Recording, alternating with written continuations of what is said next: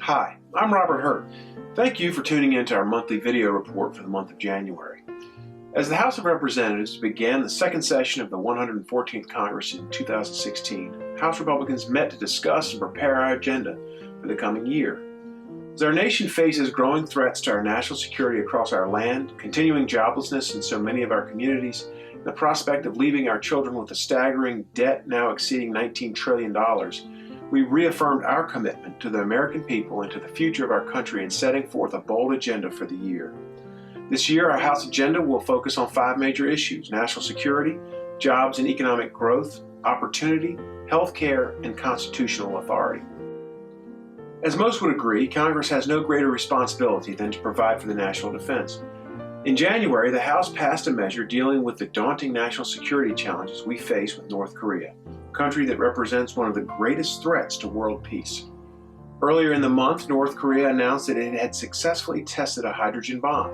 While there is reason to believe North Korea lacks the technology to actually carry out this test, there is no doubt it was intended to provoke the West.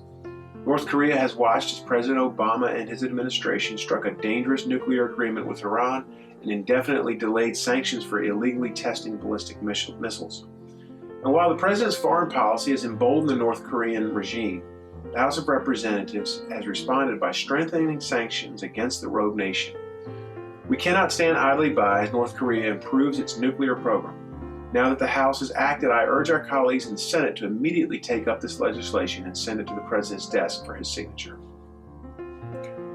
Also this month, the House of Representatives continued its focus on jobs and the economy by taking on one of the greatest obstacles that our Main Street businesses, our family farms, Virginia families have faced since the recession, and that is the devastating impact of the President's health care law. As I travel across the 5th District, my constituents continue to share with me the negative impacts of this law, and so I was pleased that in January, Congress was finally able to send the Restoring Americans Healthcare Freedom Reconciliation Act to the President's desk. This legislation would have repealed a number of provisions written within the President's health care law. I was disappointed that the President vetoed this legislation and once again refused to listen to the will of the American people. Just because this law was passed 6 years ago and has been implemented in many respects, that in no way means that the will of the people should again and again be ignored. In fact, it is the obligation of the Congress to honor the will of the people and ultimately repeal this misguided law and replace it with true market-oriented, patient-centered healthcare reform. Finally, it is important to note that while the Congress was ultimately unable to override the President's veto of this legislation, the veto override did enjoy bipartisan support and bodes well for repealing and replacing this law in a future presidential administration. As for legislative developments of local interest, I introduced a bipartisan resolution in the House promoting a cooperative effort among states along the future Interstate 73 corridor. Southside Virginia has a proud history as a powerful economic engine for the Commonwealth.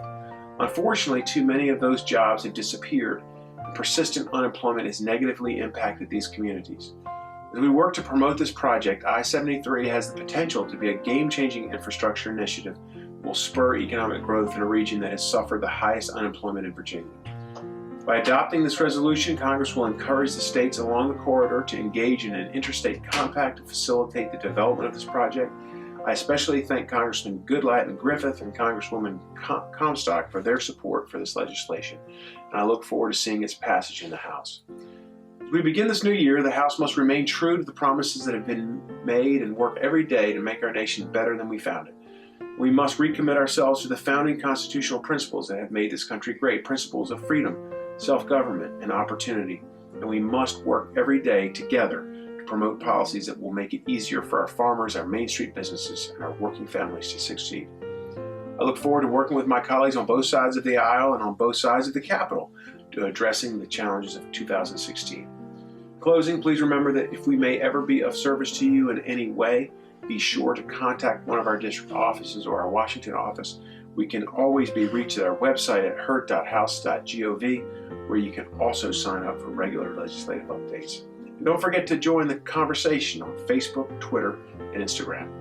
Once again, thank you for tuning in to our January monthly video report.